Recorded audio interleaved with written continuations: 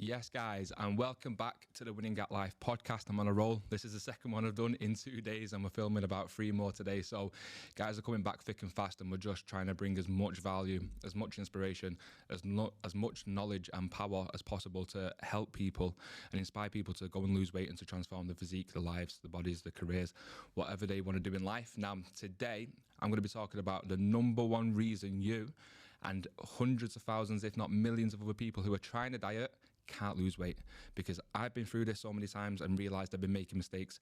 Misha's been the same, and every other winning fitness client has also been the exact same until we've ironed this issue out. Now, this main issue is called underreporting on your calories. This is singular the biggest issue that I see. Now, there are 4 kind of sub pillars to underreporting. And there's 4, and I'm going to be going through them all in detail, and I hope with at least one of them I absolutely hit the nail on the head. Now, underreporting as a whole is not accurately counting your calories or not being in a calorie deficit across the week, even though you think you are. So you're underreporting on the amount of food that you believe you are eating. Sometimes people do it purposely and are in denial, which I'll be calling out. Sometimes people do it completely accidentally, don't even realize they're doing it. They just need to understand how to weigh food, portion food correctly. So I'm going to be talking about that. Now, the first form of underreporting that I'm going to be speaking about is not weighing the healthy foods, or quote unquote healthy foods. So I'm talking about foods like granola, talking about foods like dark chocolate, avocado. All these foods are very high in fat content. So that means it's 9 calories per gram of fat, right? Which means it's a lot of calories. Now, these foods are deemed as super healthy, and they are very nutrient dense. There are nutrients in these foods. So you are all good to eat them if you enjoy them on a diet. But in terms of calories, you would probably count a Mars bar, chocolate bar, but you won't count your dark chocolate because you see it as healthy. There is no difference between the two in terms of calories. There's probably more calories in the dark chocolate because it's more fat. So things like granola, I see people all the time having bowls of granola, having loads of avocado, having loads of foods that they think is healthy. You have to calculate them foods. You have to weigh them foods out, because that will add on into your day 300, 400, 500 calories. Again, just because the food is healthy doesn't mean that you don't count it, and you can eat unlimited amounts of it as well. Now, number 2 is probably one of the biggest ones, and that is eating out and the mistakes people make when they eat out. Now, for myself, I'm a guy who lives flexibly. I love to eat out. I love to taste good food, and especially in Dubai. We go to the beach clubs, we go here, there, and everywhere. And eating out is not the issue, but the decisions you make is the issue. Now, people will go to a restaurant or to a brunch spot or a lunch spot, and they will get a Caesar salad. Now, everyone is listening to this thinking, Caesar salad, absolutely fine.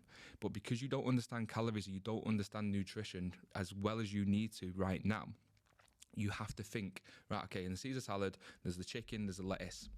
That's about 350 calories. However, if you make a Caesar salad at home, does the one at the restaurant taste better than yours or worse? It tastes better. Now, there's reasons for that, because you are putting the exact same ingredients in your mind. So if the one we make at home is 350 calories, but then the one that we get out, okay, so we're adding cheese, which can add 150 calories. The chicken's cooked in oil, which may add one tablespoon, 139 calories. Then we're adding croutons, an extra 100 calories, or like a fried bread or whatever it is. We are adding dressing, 150 calories. So all of a sudden, your low calorie salad has turned into 900. And the issue with that then is that it's still a salad. So you are not kind of fulfilled, and you feel like you've done really well.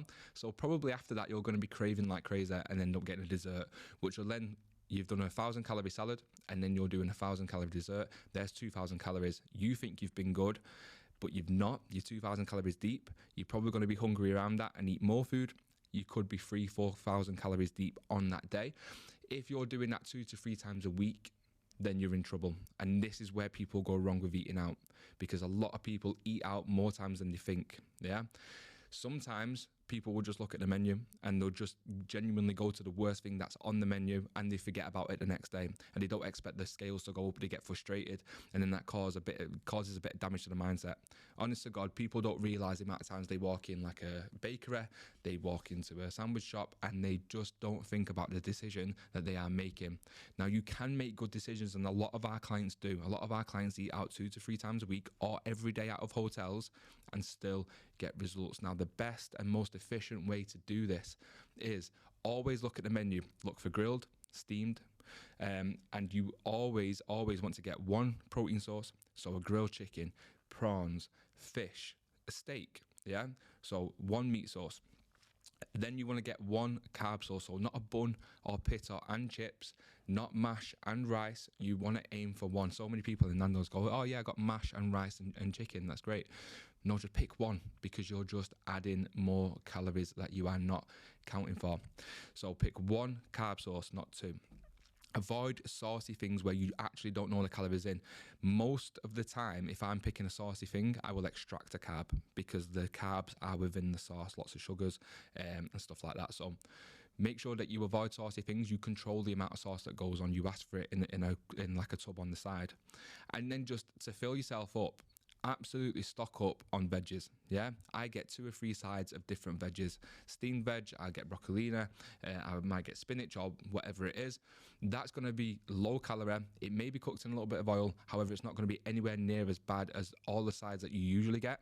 And this is going to fill you up because it's high in fiber. It's going to slow down the digestion of the carbohydrates that you've eaten and just keep you fuller for longer. And it's much higher volume.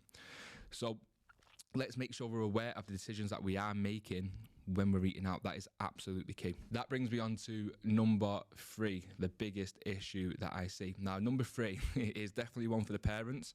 And you know what? It's probably one for me and Misha as well. So number 3 is just genuinely miscalculating or forgetting that you've snacked. This is a huge one with our clients, because we have a lot of guys who have the snack attacks at night. Now, I just want to make sure in this video that I hit the nail on the head and you go, oh shit, that's me. So when I gained weight, even if I ordered a takeaway, when I was at my absolute heaviest, I'd order a takeaway.